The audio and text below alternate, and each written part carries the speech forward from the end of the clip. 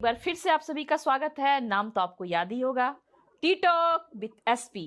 आज के यूथ जो है उनके अंदर वो आग खत्म हो गई है, या वो इंस्पिरेशन खत्म हो गया, या वैसे उनको शिक्षक नहीं मिल पा रहे हैं, क्योंकि हमारे कहीं ना कहीं इसमें हमारे गुरुओं का योगदान था, जो हम हर चीज को करने के लिए, चाहे हमें वो चीज आए चाहे नहीं आए, अगर उन्होंने बोल दिया कि आज आपको स्पोर्ट्स में भाग लेना है तो कल हमें लेना है, 1 2 3 तो लाना ही लाना है।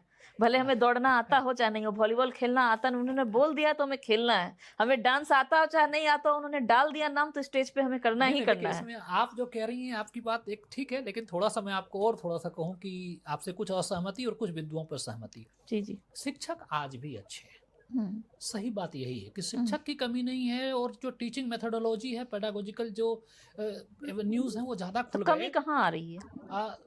बस जो पहले हमने एक शब्द का यूज किया था ना, एक term, fire in the belly, और अटेंशन डेफिसिट सिंड्रोम आज ज़्यादा दिखता है। मोबाइल और अच्छा। तमाम सुविधाएं जो मिल रही हैं, एक बच्चा है, मतलब पहले हम लोग 45 मिनट की कक्षा तो 45 मिनट पढ़ते थे। बिल्कुल बिल्कुल। आज पहले देखिए ना कि अब 1 मिनट में भी लोगों का ध्यान 1 मिनट तक किसी विषय पर केंद्रित करने का जो सामर्थ्य है वो हमारे बच्चों में नहीं हो पा रहा है।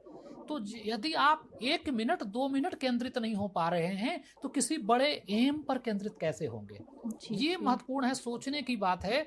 हमारे अभिभावकों को सोचना होगा, शिक्षकों को सोचना होगा कि यदि कोई लक्ष्य है हमारा जीवन पर्यंत, हम कहते हैं कि लक्ष्य की सिद्धि तक रुकना नहीं।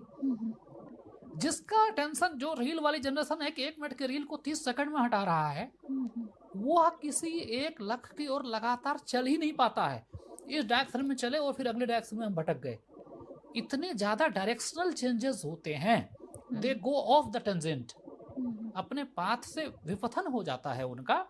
लगातार एक लक्ष्य की सिद्धि के लिए प्रयास करना कि चलिए आज हरदम लाइट है, इलेक्ट्रिसिटी है आपके पास, लेकिन कोई व्यक्ति, पहले के लोग लालटेन जला करके भी बढ़ते थे, कितनी देर तक पढ़ लेते हैं, बस किरासन तेल खत्म हो गया तो चलो बंद करते हैं। हम ही लोग नवोदय में थे तो किरासन तेल इशू जबकि होता 11 था। बजे तक जनरेटर की सुविधा थी, जनरेटर सुविधा, उसके बाद भी लैंप में पढ़ते थे। तब भी लैंप में पढ़ते थे, और किरासन तेल इशू होता था, दूसरे का भी लेके पढ़ते थे। जी जी।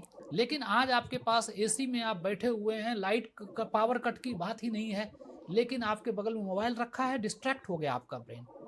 तो यह जो है, देखिए, ह्यूमन ब्रेन जो है ना, मल्टीटास्किंग के लिए उतना बना नहीं है जितना बताया जाता है। हमें समझना पड़ेगा कि छोटी छोटी चीजों को तो आप एक साथ कर सकते हैं, लेकिन जहां जीवन और जीवन से जुड़ी हुई बातें हैं वहां बहुत कैजुअल नहीं होना चाहिए। आपका एक एम बड़ा क्लियर हो, जैसे आपको कहीं जाना है तो आप वहां जाएंगे।